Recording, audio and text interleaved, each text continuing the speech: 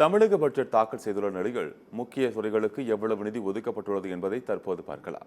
பள்ளிக் கல்வித்துறைக்கு 46,767 கோடி ரூபாயும், ஊரக உள்ளாட்சித்துறைக்கு 29,465 கோடி ரூபாயும், நகர்ப்புற வளர்ச்சித்துறைக்கு 26,678 கோடி ரூபாயும் ஒதுக்கப்பட்டுள்ளன.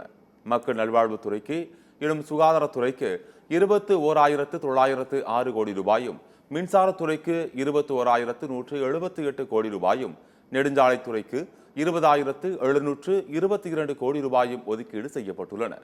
மேலும் போக்குவரத்து துறைக்கு 12,964 கோடி ரூபாயும், நீர்வளத்துறைக்கு 9,460 கோடி ரூபாயும், சமூக நலத்துறைக்கு 8,597 கோடி ரூபாயும் ஒதுக்கப்பட்டுள்ளன.